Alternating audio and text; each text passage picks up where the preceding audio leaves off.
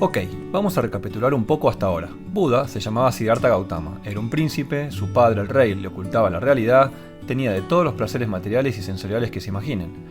Luego tiene los 4 encuentros, un enfermo, un anciano, un muerto y un sabio.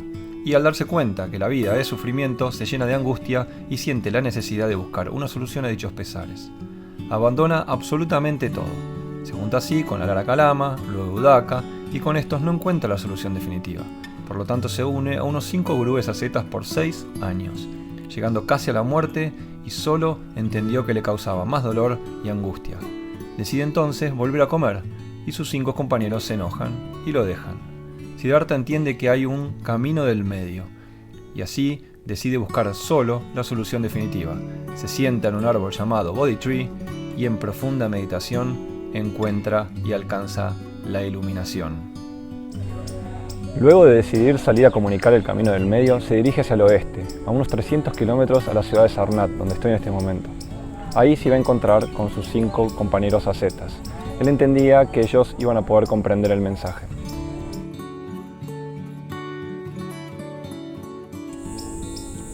Llega a esta región, conocida como el Bosque de los Ciervos. Imagínense, hace 2500 años este lugar estaba lleno de árboles y de ciervos por todos lados.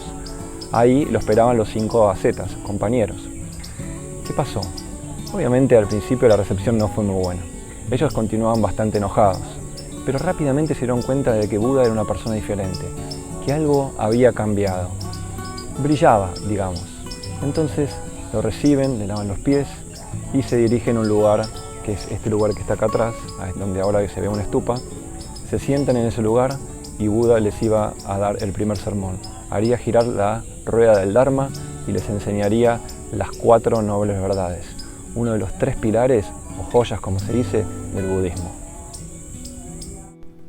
La primera noble verdad es: hay sufrimiento, o dukkha. Podríamos agregar otras interpretaciones más modernas, como malestar, insatisfacción, dolor, pena, angustia, aflicción, estrés, descontento, decepción, etc. Muchas veces el budismo fue catalogado como negativo o pesimista porque ve la vida solo llena de sufrimiento. Y esto no es correcto. Quizás es una excusa para no seguir escuchando, ¿no? Buda menciona hay sufrimiento. No dice la vida está llena de sufrimiento o la vida es sufrimiento. Y que existe en nuestro día a día esta conducta, pero no niega lo bueno que hay y lo hermosa que es la vida y la naturaleza. Solo indica que al entender y aceptar que hay dukkha, entonces así se le puede prestar atención para poder sacarse ese filtro y lograr que todo brille. ¿Quién no querría esto? Y vamos a la segunda noble verdad. El origen o la causa del sufrimiento o dukkha es el deseo. Pero al deseo se refiere a el deseo con ansia, asociado al apego, a la desesperación, el ansia por algo. Acá claro algo. No está mal desear algo. Buda deseaba encontrar el camino a la liberación, a la iluminación o al nirvana. Lo que sí genera sufrimiento es cuando deseamos algo con ansia o digamos desesperadamente con locura. Ejemplo, el no querer envejecer, el no querer morir, el vivir queriendo cambiar el pasado o estar todo el tiempo amargándose por lo que pasó en el pasado, angustiándose, frustrándose sin poder hacer nada. No se puede cambiar el pasado. O quizás controlar el futuro, queriendo que sea exactamente de acuerdo a las expectativas creadas cuando normalmente uno crea mayores expectativas de las que se concretan. O digamos tratando de controlar temas que no dependen de uno. Querer siempre más, querer lo que el otro tiene y no valorar lo que uno tiene. Si uno tiene $1.000.000 dice que va a ser feliz, entonces si obtiene 10, ¿va a ser 10 veces más feliz? La tercera noble verdad es: hay un fin o una cesación del sufrimiento o dukkha, que es abandonar absolutamente el deseo. Y la cuarta y última verdad es: hay un camino para lograr el fin del sufrimiento, que es el óctuplo sendero noble o el camino del medio, es decir, una recta visión, recto pensamiento, recta palabra, recta acción, rectos medios de vida, recto esfuerzo, recta atención y recta concentración. Pero Buda empezó por la cuarta noble verdad, que es el camino del medio. Piensen un poco, ¿por qué lo hizo? Imagínense, él había pasado 6 años en austeridad pura, pasando un hambre extremo con sus 5 compañeros ascetas a los cuales le estaba hablando. Entonces tenía lógica que él empezara por el camino del medio para poder explicarle por qué él había comido y de alguna forma para poder explicarles que había que evitar los extremos, que ni la abundancia plena ni el hambre profundo, que el correcto camino es el camino del medio. Y les dio, entre otras partes del sermón, el ejemplo de las cuerdas de la cítara. Pero hablemos un poco más modernos, digamos, de la guitarra. Si uno piensa en las cuerdas de la guitarra, cuando se las tensa mucho, corre el riesgo de que se rompa la cuerda o se rompa inclusive la guitarra. Por lo tanto, la música cesa. Ahora, si la aflojamos mucho, pero al punto de que prácticamente no tiene sonido, la música tampoco existe. Entonces, lo correcto sería que estén tensas justo en el medio, afinadas, obviamente. Los ascetas comprendieron, la persona que tenían adelante, iluminada, era diferente. Entonces escucharon las 4 nobles verdades completas y cómo aplicarlas. En ese entonces Buda, o se dice que Buda ese día hizo girar la rueda del Dharma. Cuando terminó de explicar las 4 nobles verdades, Buda se quedó en silencio. Los 5 ascetas escucharon atentamente y quedaron tan entusiasmados que automáticamente se proclamaron sus seguidores. La voz se corrió rápidamente, principalmente acá, en Varanasi, que decían que en Sarnath había un sabio que tenía todas las respuestas.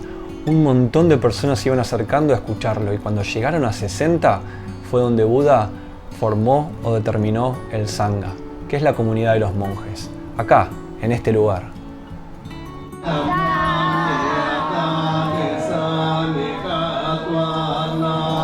Y es a partir de ahí que Buda pasaría los próximos 45 años de su vida comunicando sus enseñanzas a lo largo y a lo ancho del noreste de India, en la llanura del Ganges, prácticamente toda la región que nosotros estuvimos recorriendo y aún nos falta.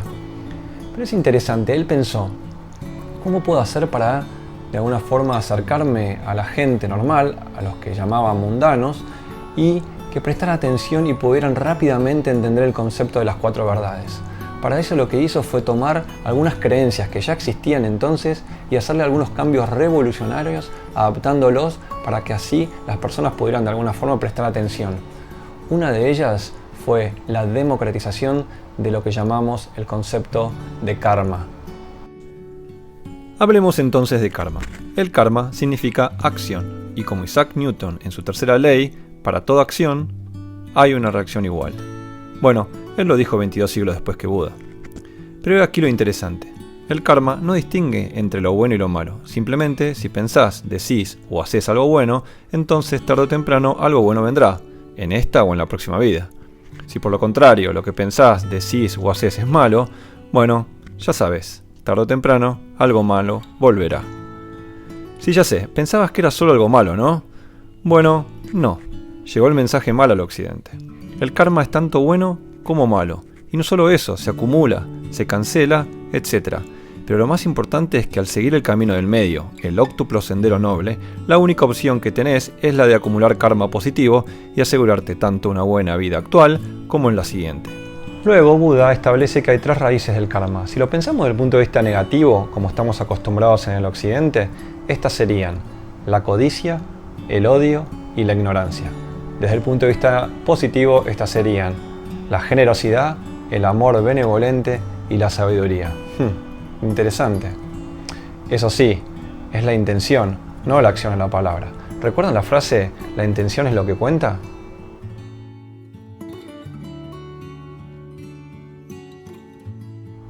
Para entonces, el karma y otros rituales estaban prácticamente concentrados o solo eran posibles hacerse a través de la casta más importante, que eran los brahmanes, los sacerdotes.